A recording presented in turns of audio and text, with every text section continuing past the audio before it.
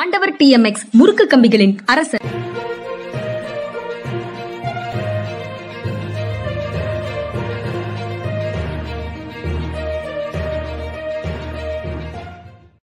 வணக்கம். இது மனிதா சார். வணக்கம் சார்.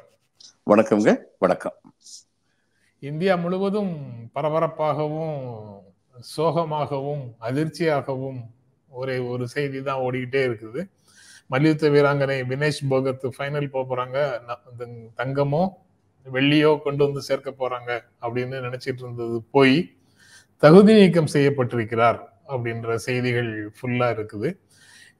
வினேஷ் போகத் தகுதி நீக்கத்துல எந்த விதமான மாற்றமும் இல்லை அப்படின்னு சர்வதேச மல்யுத்த சங்கமும் சொல்லியிருக்கிறாங்க. இதை எப்படி பார்க்குறீங்க சார்? அதாவது இவங்களுடைய வெயிட் இவங்க செக் பண்றது இல்லை, இவங்களுடைய ட்ரெயினர் வந்து செக் பண்ணுவாங்க. இந்த இன்னொன்று நான் கேள்விப்பட்டது, ஒரு ட்ரெயினர் ஒருத்தர் வந்து கேள்விப்பட்டது, இப்போ இவங்க 2 கிலோ கூடியிருந்தாங்க, அதை 1.9 தான் குறைச்சாங்கன்னு சொல்லி ஒரு நியூஸ் வந்தது. இந்த மாதிரி ஸ்போர்ட்ஸ் பர்சன்ஸ் வந்து 5 கிலோ வரைக்கும் கூடுவாங்களாம். கூடிட்டு அதுக்கப்புறம் அவங்களுக்கு குறைக்க தெரியும். இந்த லெஸ் வாட்டர் அல்லது நோ வாட்டர், அதுக்கப்புறம் சாப்பாடு வந்து கம்மியாக சாப்பிட்றது, இப்படிலாம் பண்ணி அவங்க வந்து 5 கிலோவையும் குறைச்சிருவாங்க. எந்த எலிஜிபிலிட்டி கிரைட்டீரியாவோ அந்த கிரைட்டீரியாவுக்குள்ளே கொண்டு வந்துடுவாங்க. அப்படின்னா இது வந்து 2 கிலோ குறைக்கிறது வந்து சிரமமாக இருந்திருக்காது. அவங்க 2 கிலோ குறைச்சிட்டாங்களா இல்லைன்னு பார்க்க வேண்டிய பொறுப்பு வந்து ட்ரெயினருடைய பொறுப்பு. Trainer are whoever is responsible for it, அவங்களுடைய பொறுப்பு. மேனேஜர், மேனேஜர், அந்த மாதிரி யார் பொறுப்பானவங்க இருக்காங்களோ அவங்களுடைய பொறுப்பு அது. அதனால இது எல்லாத்தையுமே வந்து பார்க்க வேண்டிய சூழ்நிலை இருக்குன்னு சொல்லி நான் நினைக்கிறேன். யாரு கடமையிலிருந்து தவறுனாங்க அப்படின்னு சொல்லி பார்க்கணும். இப்போ அன்னைக்கு அந்த பொண்ணுக்கு வந்து நிச்சயமா வந்து இதாக தான் இருந்திருக்கு, 50.1 தான் இருந்திருக்கு, அதில் சந்தேகம் இல்லை. வெயிட் வந்து அப்படி இருந்திருக்கு. அப்படி இருக்கும்போது இது குளோபல் இவங்க ரெஸ்லிங் ஃபெடரேஷன் வந்து அந்த அந்த முடிவை எடுக்கிறதுல வந்து நம்ம குறை சொல்ல முடியாது. ஏன்னா அவங்க 50 கிலோவுக்கு உள்ளதான் இருக்கணும்னு சொல்லி இருந்திருக்கு. ஆமா, முதல்ல இது பண்ணும்போது அதான். அதுக்கப்புறம் வந்து அவங்க வந்து கொஞ்சம் வெயிட்டை கூட்டி இருப்பாங்க, கூட்டி குறைக்கவும் தெரியும். என்னோட என்கிட்ட சொன்ன ட்ரெயினர் சொன்னதை வச்சு நான் சொல்றேன், ஸ்போர்ட்ஸ் பர்சன்ஸ் இது மாதிரி வெயிட்டை கூட்டுவாங்க, கூட்டிட்டு நியூட்ரியன்ட் அதெல்லாம் அவங்க வந்து அந்நேரம் வந்து சாப்பிட்றதுக்காக வெயிட்டை கூட்டுவாங்க. அதுக்கப்புறம் வந்து இவெண்ட்டுக்கு முன்னாடி அவங்களுக்கு வெயிட் குறைக்க தெரியும். It's a technical thing which they have learnt அப்படின்னு சொல்லி சொன்னாரு.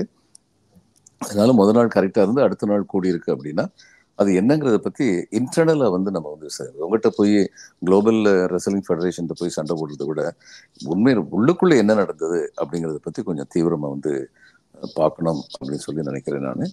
இது ரொம்ப துரதிர்ஷ்டவசமானது. பாவம், அந்த பொண்ணு வந்து நிச்சயமாக இந்தியாவுக்கு வந்து தங்கப்பதக்கமே கொடுக்குங்கிற அளவுக்கு நம்பிக்கை வந்து ஊட்டி இருந்துச்சு.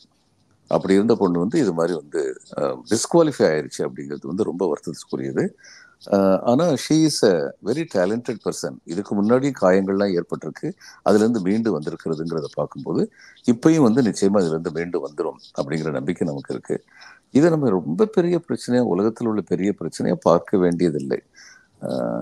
இதை வந்து கடந்து போகும். இதுலேருந்து ஒரு பாடம் படிச்சுக்கணும். All concerned should take an appropriate lesson from here. அவ்வளவுதான். அப்படி வந்து பாடம் படிச்சுக்கணும். All concerned should take lessons from here அப்படின்னு சொல்லிட்டீங்க. ஆனா அந்த விஜேந்தர் சிங் அப்படிங்கிறவரு இது சதி வேலையாக இருக்கலாம் அப்படிங்கிற மாதிரி ஒரு அப்படி சொல்லியிருக்கும் போது அந்த ஆங்கிளையும் பார்க்கணும். அவர் எதுக்காக அப்படி சொல்றாரு, எந்த சதி இருக்குன்னு சொல்லி அவர் சொல்றாருன்னு சொல்லி நிச்சயமா அதையும் பார்க்கணும். ஏன்னா நடந்தது வந்து ரொம்ப பெரிய துயர நிகழ்வு அந்த பெண்ணுக்கும் இந்தியாவுக்கும். நிச்சயமா நமக்கு வந்து ஒரு மெடல் வருங்கிற நிலைமை இருந்தபோது அந்த மெடல் எழுந்ததுங்கிறது இந்தியாவுக்கும் பெரிய துயரம் தான், அதையும் பார்க்கணும். ஆனா இதை பற்றிய இவங்க சொல்லுவாங்க, அந்த பெர்னாட் ஷா வந்து ஆசிரியர்களை பத்தி கலாட்டா பண்ணுவாரு. Those who can do, those who cannot teach அப்படின்றாரு. அது மாதிரி இதை பத்தி ரொம்ப கவலைப்பட்டு இருக்க வேண்டியதில்லை, அடுத்ததுக்கு போயிடணும் அப்படின்னு சொல்லி பார்க்கணும். அதே மாதிரியான மனநிலையில, நீங்க சொல்ற மனநிலையில தான் இந்தியாவின் குடியரசுத் தலைவர் இருக்கிறாரு, பிரதமர் இருக்கிறாரு, எதிர்கட்சி தலைவர் இருக்கிறாரு, தமிழ்நாடு முதலமைச்சரும் அதே மாதிரி தான் சொல்றாரு, மேற்கு வங்க முதலமைச்சர் எல்லாருக்குமே ரியாக்ட் பண்ணியிருக்கிறாங்க. பிரதமர் வந்து இந்தியாவின் பெருமை நீங்கள் அப்படின்னு சொல்லியிருக்கிறாரு. எப்படி பார்க்கிறீங்க இந்தியாவின் பெருமை அப்படின்னு சொல்லியிருக்கிறாரு? She is India's pride, அதுல சந்தேகம் இல்லை. பிரதமர் அதை சொன்னார்னா ரொம்ப மகிழ்ச்சி அடைய வேண்டியதுதான். ஏன்னா இதே பிரதமர் தான் திரும்ப திரும்ப அவங்க வேண்டுகோள் விடுத்தாங்க.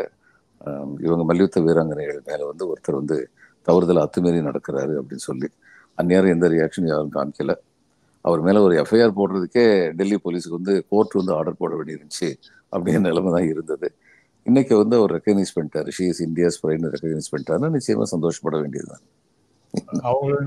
அவங்களுடைய ஆர்ப்பாட்டங்கள் நடக்கும் இடத்துல, ஆர்ப்பாட்டம் நடக்கிற இடத்துல, தர்ணா நடந்த இடத்துல அவர்கள் மீது வன்முறையை பிரயோகித்ததும் டெல்லி போலீஸ் தான். ஆமா, அவர்கள் ரொம்ப கீழ்த்தரமா நடத்தப்பட்டார். இந்தியாவுக்கு பெருமை எடுத்து வந்து அந்த அந்த இளைய கூட்டம், இளைய வீராங்கனைகள் கூட்டம் மிக கீழ்த்தரமாக நடத்தப்பட்டாங்க. முதலமைச்சர் ஸ்டாலின் வந்து அருமையாக ஒரு செய்தி சொல்லியிருக்கிறார் சார். எல்லா வகையிலும் நீங்கள் ஒரு உண்மையான சாம்பியன் அப்படின்னு சொல்லியிருக்கிறார்.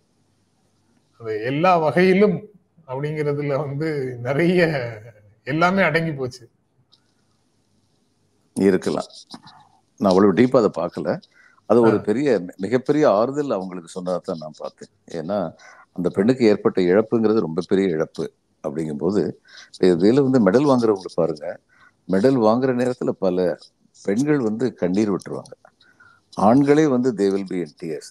ஏன்னா அது எதை காட்டுதுன்னா, ஆண்டாண்டு காலமாக எடுத்துக்கொண்ட கடுமையான பயிற்சிக்கு கிடைத்த பலன் அப்படிங்கிறத பார்க்கும்போது ஒரு ஆனந்த கண்ணீர் வந்து அவங்களுக்கு வரும். அப்படிப்பட்ட ஒரு ஆனந்த கண்ணீர் விட வேண்டிய ஒரு பொண்ணு வந்து இதை இழந்துட்டாங்க. அப்படிங்கிறனால ஒரு மிகப்பெரிய ஆறுதலை வந்து அவர் சொல்லியிருக்காரு எல்லா விதத்திலுமே. And what he said is true also. எல்லா விதத்திலுமே அந்த பெண் வந்து தகுதி படைத்த ஒரு வீராங்கனை தான், சந்தேகம் இல்லை. அதான் சார், எல்லா வகையிலும் நீங்கள் ஒரு உண்மையான சாம்பியன். உங்களின் வலிமை, போராட்டம் மற்றும் இறுதிப் போட்டிக்கான உங்களுடைய குறிப்பிடத்தக்க தகுந்த பயணம், இவை வந்து லட்சக்கணக்கான இந்திய மகளிர்களுக்கு உத்வேகம் கொடுத்திருக்கிறது அப்படின்னு சொல்றாரு. உங்கள் வலிமை, போராட்டம், இறுதி போட்டிக்கான பயணம் அப்படிங்கிறது சொல்றாரு. உங்கள் வலிமை போராட்டம்ங்கிறது மல்யுத்தம் தொடர்பாக, விளையாட்டு தொடர்பானது மட்டுமா, இல்ல டெல்லியில களத்துல அவங்க சந்தித்த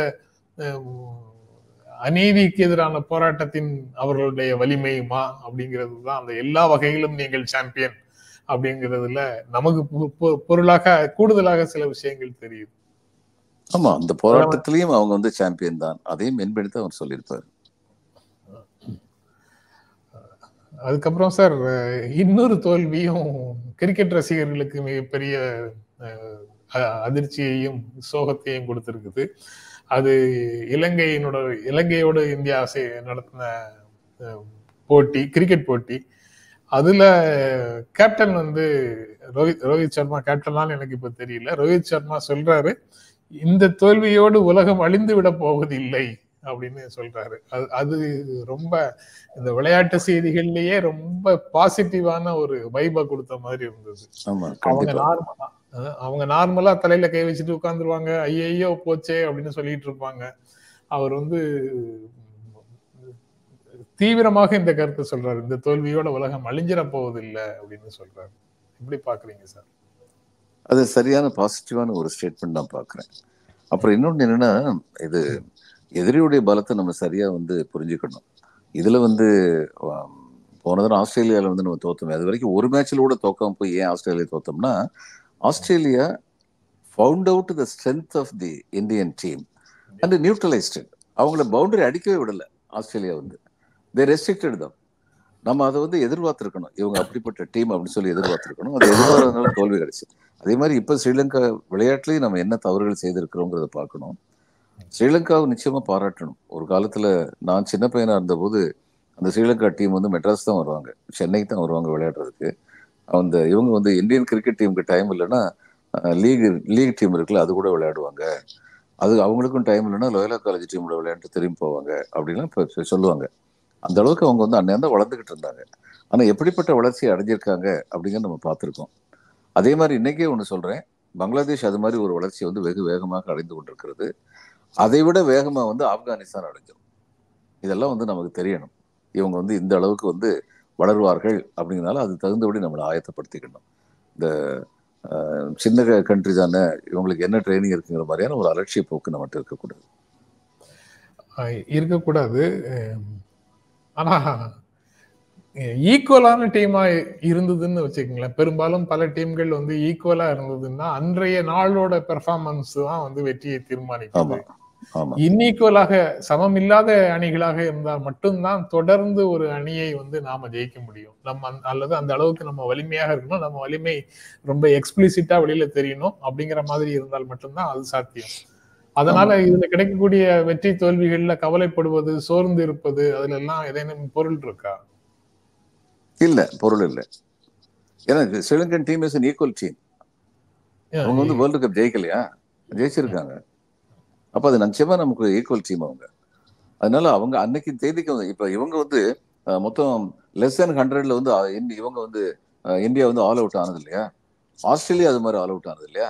எல்லாருமே அது மாதிரி நீங்க சொன்ன மாதிரி அன்னைக்கு எப்படி விளையாடுறாங்கிறத பொறுத்து தான் 2 ஈக்குவல் டீமுக்கு மத்தியில உள்ள ரிசல்ட் வந்து வரும்.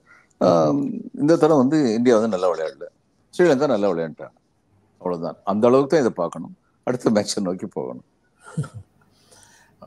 இது அடிப்படையில நம்ம 10th ரிசல்ட் வரும்போது, +2 ரிசல்ட் வரும்போது, அந்த சமயத்துல எல்லாம் அவங்களுக்கு ஆறுதல் சொல்றதுக்கு பேசுற மாதிரி இந்த மாதிரி விளையாட்டுகள்லயும் பேச வேண்டியது இருக்கா? இவங்க முதிர்ச்சி அடைந்தவர்கள், வளர்ந்தவர்கள், இந்தியாவை பிரதிநிதித்துவப்படுத்தக்கூடியவர்கள், இவங்களுக்கு வந்து வெற்றினா என்ன, தோல்வினா என்ன அப்படிங்கறதெல்லாம் வந்து நான் வெளியில இருக்கக்கூடியவங்க யாராவது வகுப்பெடுக்கணுமா?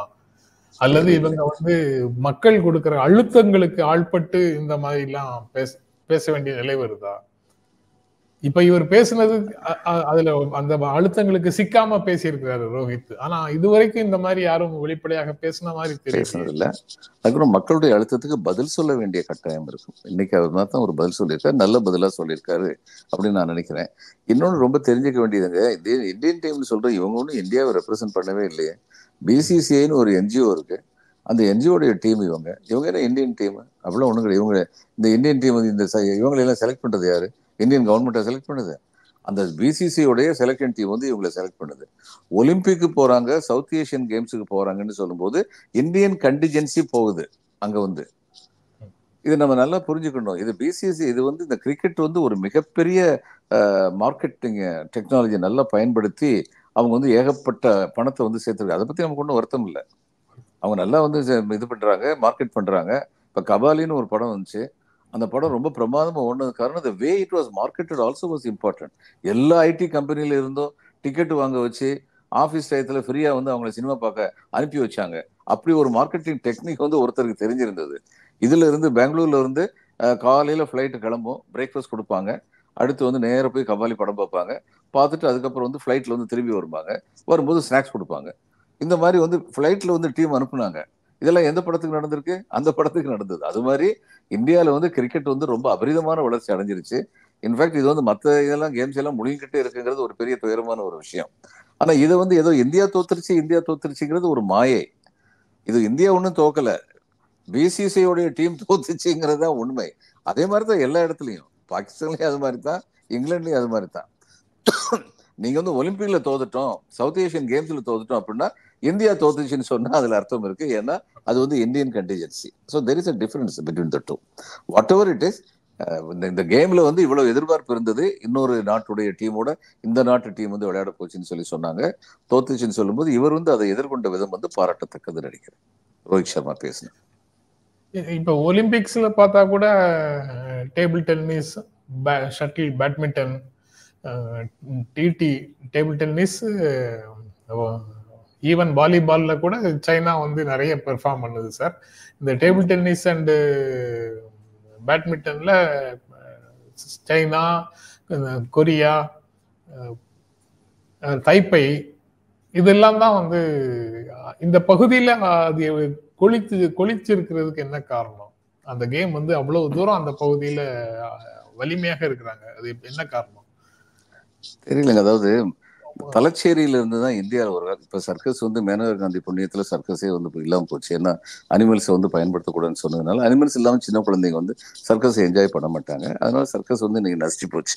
ஆனா ஒரு காலத்துல அனிமல்ஸ் எல்லாம் வச்சு கமலா, த்ரீரிங் சர்க்கஸ், நேஷனல் சர்க்கஸ் இவங்கெல்லாம் இருந்தபோது பாத்தீங்கன்னா கேரளால இருந்து தலச்சேரி பகுதியில இருந்து ரொம்ப பேர் வந்துகிட்டு இருந்தாங்க. அந்த ட்ரப்பீஸ் பெர்ஃபார்ம் பண்றவங்கலாம் அதுக்கு பின்னாடி காரணம் கண்டுபிடிச்சாங்க. அதாவது முதல்ல ஒரு ரஷ்யன் சர்க்கஸ் இங்க வந்திருந்த போது அவங்க கேம்ப் பண்ணது வந்து தலச்சேரி பக்கத்துல வந்து கேம்ப் பண்ணினாங்க. ரொம்ப நாளா இந்தியாவில் வந்து இது நடத்திக்கிட்டு இருக்கும்போது அவங்க இந்தியன் ஆர்டிஸ்ட் சில பேர் தேவைப்பட்டதுன்னு இங்க உள்ளவங்களை வந்து ட்ரெயின் பண்ணாங்க. அதுதான் பேசிக் ரீசன். தலச்சேரி வந்து இந்தியன் சர்க்கஸை டாமினேட் பண்ணிட்டு இருந்ததுக்கு காரணம் வந்து இதுதான் அடிப்படை காரணம். அது மாதிரி டேபிள் டென்னிஸை பத்தி நம்ம வந்து கண்டுபிடிக்கணும். எதனால இந்த லாஸ்ட் டைம் வந்து டேபிள் டென்னிஸ்ல வந்து சைனா தோத்துருச்சுன்னு நினைக்கிறேன், அமெரிக்கா ஜெயிச்சிருச்சுன்னு நினைக்கிறேன். அந்த போட்டோவை போட்டிருந்தாங்க. அமெரிக்காவில் விளையாண்டவங்க அத்தனை பேர் வந்து சைனீஸ் ஆரிஜின் அமெரிக்கன்ஸ். நான் என் கூட ஒரு இளைஞர் பார்த்துட்டு இருந்தாரு. அவர்கிட்ட வந்து தைப்பைக்கும் சைனாவுக்கும் ஏன்பா போட்டிலாம் நடக்குது, எல்லாம் ஒரே நாடு தானேன்னு கேட்டேன். இது ஒரு பொலிட்டிக்கல் கொஸ்டின். பக்கத்துல ஒரு தைப்பை ஆளை வச்சுட்டு நீங்க கேட்டீங்கன்னா அவர் பதில் சொல்லுவாரு, நான் பதில் சொல்ல மாட்டேன் அப்படின்னு சொல்லிட்டாரு அவரு. பங்களிப்பே சிலருக்கு வந்து வெற்றி தான் அப்படின்றது எப்படி புரிஞ்சுக்குவாங்க? மெடல் வாங்கணும், ஃபர்ஸ்ட் ரேங்க் வாங்கணும் அப்படின்னு ஒரு போக்குல நம்ம போயிட்டு இருக்கிறோம். மெடல் வாங்கணும், வின் பண்ணணும், அதுக்காகத்தான் போறோம், அதெல்லாம் ரைட்டு தான். பட் அங்க போய் பங்கேற்பதே வந்து ஒரு வெற்றி தான் அப்படிங்கிறதோ, அதுல நாமும் இந்த ஒலிம்பிக் போட்டிகள்ல பங்களித்து இருக்கிறோம் அப்படிங்கிறதே ஒரு பெருமை தான் அப்படிங்கிற மாதிரியான உணர்வுகள் எல்லாம் முற்றிலுமாக காணாமல் போயிடுச்சா? ஆமா, ஸ்போர்ட்ஸ்மேன்ஷிப்ங்கிறது அதுதான். நான் வந்து ஹாஸ்டல் ஸ்டூடெண்ட்டை வந்து திண்டுக்கல் சென்ட் மேரிஸ்ல இருந்து ஜோசப் டயஸ்னு ஒரு ஃபாதர் ஒருத்தர் வந்து எங்களுக்கு வார்டனாக இருந்தார். அங்கே இது கம்பல்சரியாக எங்களுக்கு கேம்ஸ் உண்டு. சாயந்தரம் வந்த உடனே ஸ்கூல்லேருந்து வந்த உடனே 4:15 ஸ்கூல் முடியும். ஸ்கூல் வந்து ஜஸ்ட் ரோடை கிராஸ் பண்ணோன்னு எங்களுக்கு ஸ்கூல். ஹாஸ்டல் வந்து பக்கத்தில் ஆப்போசிட் எண்டில் இருந்தது. அதனால 4:45 ஆரம்பித்து 5:45 வரைக்கும் 1 மணி நேரம் எங்களுக்கு வந்து கேம்ஸ் இருக்கும். லீவு நாளில் வந்து 2-3 நேரம் அந்த மாதிரி கேம்ஸ் இருக்கும். எல்லா கேம்ஸும் ஹாக்கி, பாஸ்கெட் பால், ஃபுட்பால், எல்லாம் வாலிபால், எல்லாமே வந்து மாறி மாறி கேம்ஸ் வந்து இருக்கும். அதில் திரும்ப திரும்ப வந்து அந்த வார்டன் ஃபாதர் டயஸ் எங்கிட்ட சொன்னது, ஸ்போர்ட்ஸ்மேன்ஷிப்புங்கிறது என்னன்னா, வெற்றி கொள்ளணுங்கிறதுக்காக விளையாடுறோம். ஆனால் விளையாட்டுடைய நெறிமுறைகள் தவறாமல் வெற்றி கொள்ளணும். அந்த நெறிமுறைகள் தவறாமல் விளையாடும் போது நம்ம தோல்வி அடைஞ்சோம்னா அதில் கவலைப்படுறதுக்கு ஒன்றுமே இல்லை. ஏன்னா sportsmanship is not just about winning, it is about keeping the traditions of sports alive. அதுதான் முக்கியம். ரொம்ப முக்கியமான இடம் சார். அதுதான் நீங்க வந்து அந்த விதிகளின் ஊடாக விதிகளை கடைபிடிச்சுதான் விளையாடணும். அதன்படிதான் உங்களுக்கு வெற்றி கிடைக்கணும். வெற்றி கிடைப்பதற்காக எது வேண்டுமானாலும் செய்வேன் அப்படிங்கிறதும் இருக்கக்கூடாது. அப்படிங்கிறது சுத்தமாக இருக்கக்கூடாது. அப்படிங்கிறது எல்லாமே ஸ்போர்ட்ஸ்மேன்ஷிப்பு. புதிதாக தோன்றி வளர்ந்து இன்ஃப்ராஸ்ட்ரக்சர் இல்லாத இடங்கள்ல இருந்து புதிதாக ஒரு பங்கேற்புக்காக வந்துட்டு போறவங்களுக்கு மெடல் இலக்குங்கிறத விட அந்த எல்லா போட்டிகளையும் நாங்க கம்ப்ளீட் பண்ணணும் அப்படிங்கிறது தான் முக்கியமானது. அந்த மாதிரி உணர்வுகள் எல்லாம் அந்த நபர்கள்ட்ட இருக்கு. ஆனா மீடியால அது வெளிப்படுற மாதிரி தெரியல. ஒருவேளை மீடியாவுடைய பிரச்சனையாங்கிறதும் அது தெரியல. அது ஒட்டுமொத்த உலகத்திலேயே அப்படி ஒரு போக்கு இருக்கா, இல்ல மீடியா அப்படி இருக்குதா அப்படிங்கிறது தெரியல. ஏன்னா 3 மெடல் தான், 7 பேர் 8 பேர் அந்த ட்ராக்ல அத்லெட்டிக்ஸ்ல போறாங்கன்னு வச்சுக்குவோம். அந்த 3 பேர் எல்லைக்கோட்டை தொட்டுட்டாங்கன்னா அதுக்கப்புறம் மராத்தான் மாதிரி ஓடி வர்றவங்க எல்லாம் அப்படியே வெளியில போறது இல்லையே, எல்லாரும் கம்ப்ளீட் பண்றதுக்கு வர்றாங்க இல்ல. அந்த கம்ப்ளீஷன் வந்து அவங்களுக்கு ஒரு முக்கியமான குவாலிஃபிகேஷனாக இருக்குல்ல சார். அந்த உணர்வு வந்து மக்களால் புரிந்து கொள்ளப்படவே இல்லையோ அப்படிங்கிற உணர்வு வருது. ஆமா, ஏன்னா அந்த புரிந்து கொள்ளப்படவில்லை. காரணம் என்னன்னா, ஸ்போர்ட்ஸ் எப்படி இருக்கணும், ஸ்போர்ட்ஸ் பார்ட்டிசிபேஷன் எதுக்காக அப்படிங்கிற பாடங்கள் வந்து சரியான முறையில் சொல்லிக் கொடுக்கப்பட வேண்டும்.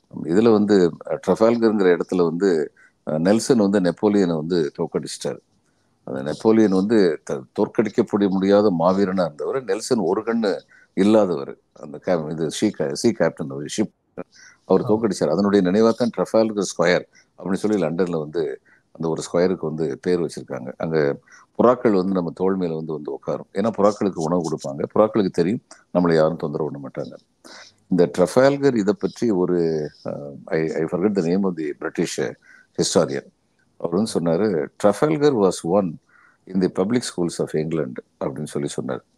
இதுல வேடிக்கை என்னன்னா, அவர் அந்த ட்ரஃபல்கர் வந்த சமயத்தில் இங்கிலாந்து பப்ளிக் ஸ்கூலே இருந்தது கிடையாது. ஆனா he wanted to tell the rest of the, மற்றவங்களுக்கு சொல்லணும்னு நினைச்சாரு, பப்ளிக் ஸ்கூல் எப்படிப்பட்ட ஒரு மனப்பான்மையை உருவாக்குது அப்படிங்கிறது. ஒரு ஒரு நேஷனல் கேரக்டர் வர்றதுங்கிறது ரொம்ப பெரிய விஷயம். அதை கொண்டு வரணும். அந்த நேஷனல் கேரக்டர் வரும்பொழுது, இப்போ நீங்கள் தாய்லாந்துக்கு போனீங்கன்னா அங்கே வந்து பெண்கள் வந்து வீட்டை வந்து எவ்வளோ சுத்தமாக வச்சுருக்காங்க. சின்ன சின்ன அழகான விஷயங்கள், ஃப்ளவர் டெக்கரேஷன், பூக்களை வச்சு அலங்கரித்து வந்தது, இதெல்லாம் வச்சுருக்கிறத பார்ப்போம். அது அவங்களுடைய செகண்ட் நேச்சர். அவங்க எந்த ஊருக்கு போனாலும் அதை செஞ்சுக்கிட்டு தான் இருப்பாங்க. அது ஒரு நேஷனல் கேரக்டர். அது மாதிரி வந்து ஒரு லிஃப்ட்டுக்கு உள்ளே போகிறோம். நம்ம லிஃப்ட்டுக்கு உள்ளே போகிறதுக்கு முன்னாடி லிஃப்ட் கதவு திறந்த உடனே அந்த லிஃப்ட்டுக்கு உள்ளே நம்ம இருந்தோம்னா முதல்ல பெண்களையும் சிறுவர்களையும் வயதானவர்களும் வெளியில் போகிறதுக்கு அனுமதிச்சுட்டு அதுக்கப்புறம் நம்ம வெளியில் போகிறதுங்கிறது ஒரு நேஷனல் கேரக்டர். அது மாதிரி வெளியில் இருக்க நம்ம மற்ற லிஃப்ட்டுக்கு உள்ள இருங்க வெளியில் வர்றதுக்கு முன்னாடி அடித்து பிடிச்சி ஓடாமல் அவங்க எல்லாரும் வர்றதுக்கு காத்திருந்து மறுபடியும் பெண்களை வந்து முதல்ல அனுமதிச்சுட்டு, வயதானவங்களை அனுமதிச்சுட்டு, குழந்தைகளை அனுமதிச்சுட்டு அதுக்கப்புறம் நம்ம உள்ளே போகிறதுங்கிறது வந்து ஒரு சின்ன எக்ஸாம்பிள். இது வந்து ஒரு நேஷனல் கேரக்டர். பஸ்ஸுக்குன்னு சொல்லி வெயிட் பண்ணிட்டு இருக்கோம்னா பஸ் வந்தோன்னா தடன்னு ஓடாமல் அந்த ஒரு ஒழுங்குமுறையோட போகிறதுங்கிறது ஒரு நேஷனல் கேரக்டர். அந்த மாதிரியான நேஷனல் கேரக்டர் வந்து அந்த பப்ளிக் ஸ்கூல்ஸ் வந்து இன்றைக்கும் நம்ம பார்க்குறோம், வளர்க்குறாங்க. பல இந்தியாவில் உள்ள பல பள்ளிக்கூடங்கள் அந்த மாதிரியான ஒரு நேஷனல் கேரக்டர் வளர்க்குறதுல வந்து முனைப்படுத்தி நிற்கிறாங்க. பல பள்ளிக்கூடங்கள்னு என்னால் சொல்ல முடியாது, மெனி ஸ்கூல்ஸ்ன்னு சொல்லலாம், மோஸ்ட் ஸ்கூல்ஸ்ன்னு சொல்ல முடியாது, ரெண்டுக்கு வித்தியாசம் இருக்குது. ஆனால் அது வளர்க்குறாங்க. அது மாதிரி அது எல்லாத்தையும் விட இந்த பழக்க வழக்கங்கள் வந்து பெரியவர்கள் வந்து பெற்றோர்கள் வந்து குழந்தைங்களுக்கு வந்து சொல்லிக் கொடுக்கணும்.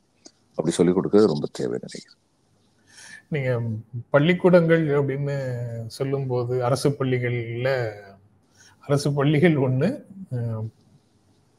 இந்த பண்பாடு தொடர்பான விஷயங்களும் ஒண்ணு. தென்காசிக்கு அரசு பள்ளிகள்ல அமைச்சர் மகேஷ் போய் ஆய்வு செய்திருக்கிறார். அதுல அந்த பசங்க கிட்ட ரொம்ப ஃப்ரெண்ட்லியா நெகிழ்ச்சியாக பேசிட்டு இருந்தாரு அப்படின்னு அந்த செய்தியில சொல்றாங்க.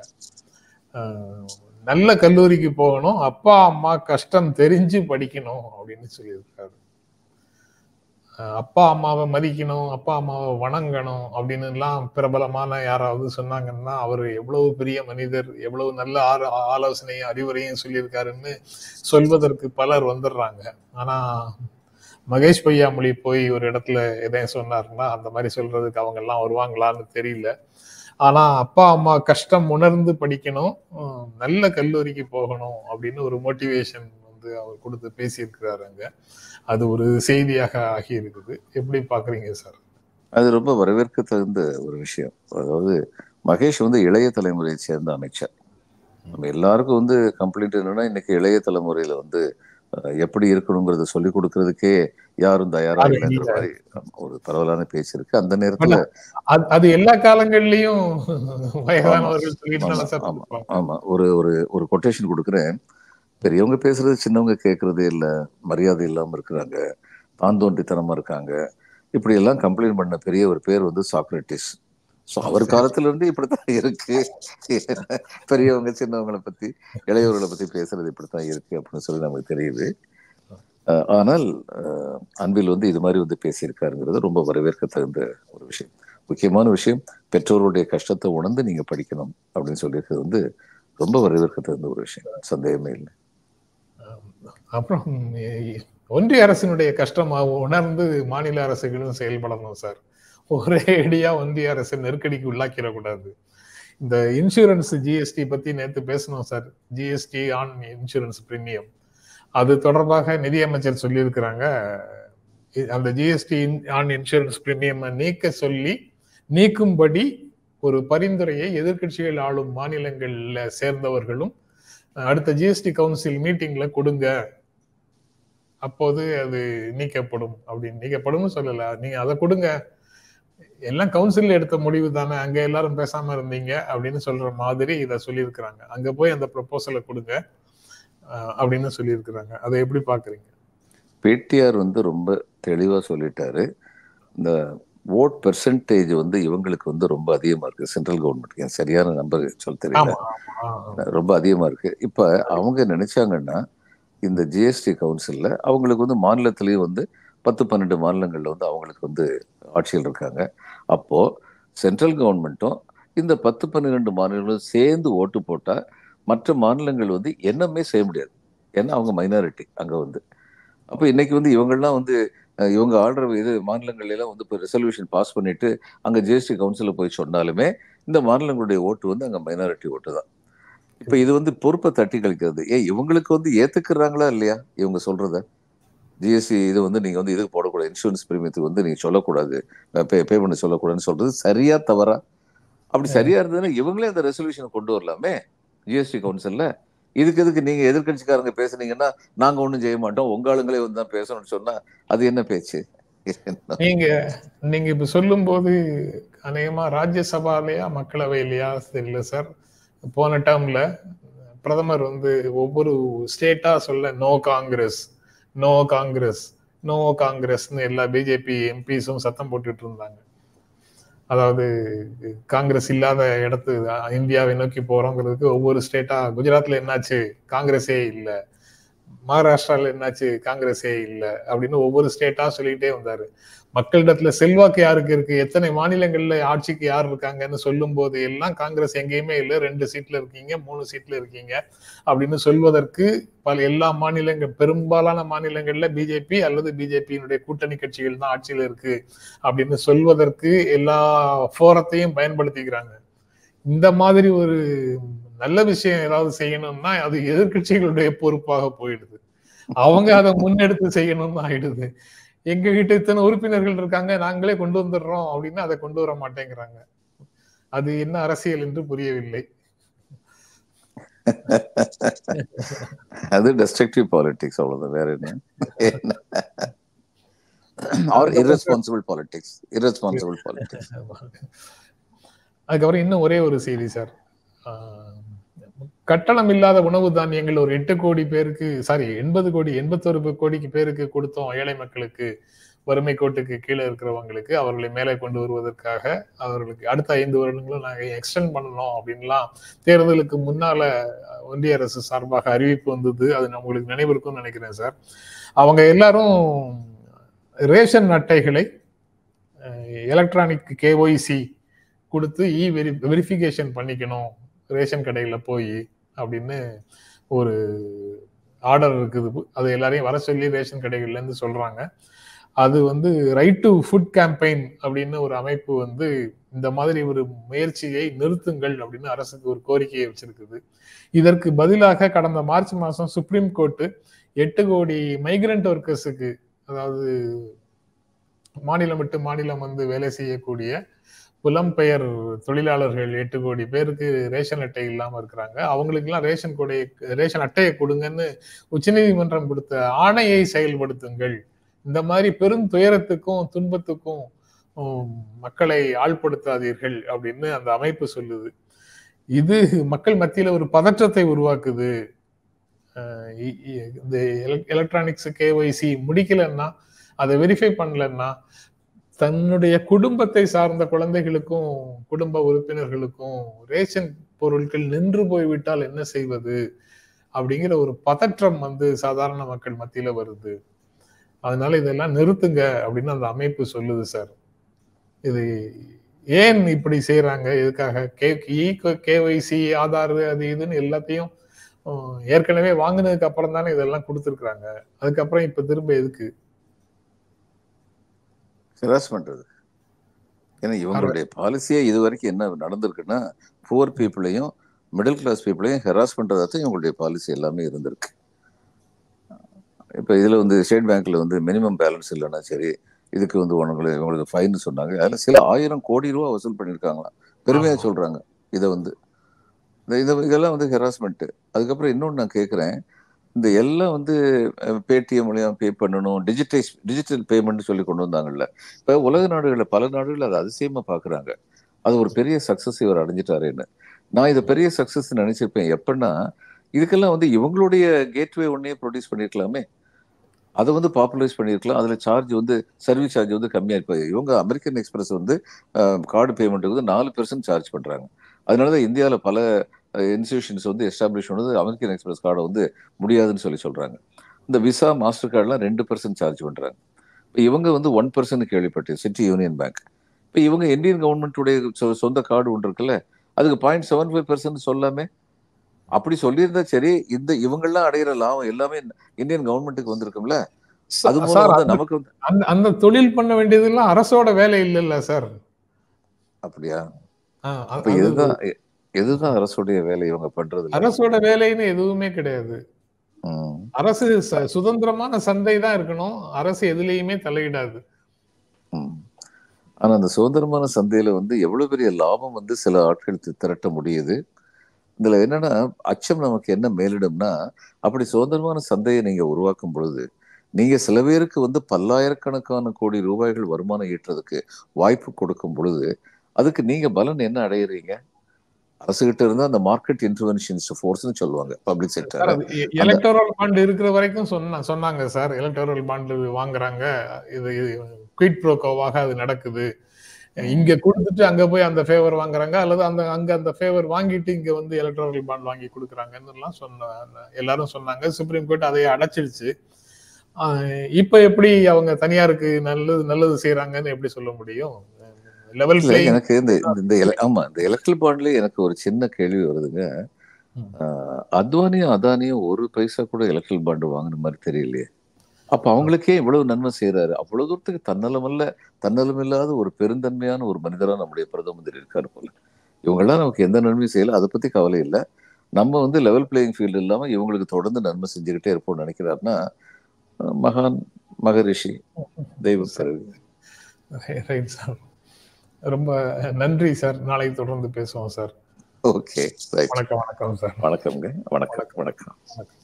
நண்பர்களே, உங்களுக்கும் எங்கள் அன்பும் நன்றியும். மீண்டும் சந்திப்போம். நன்றி, வணக்கம்.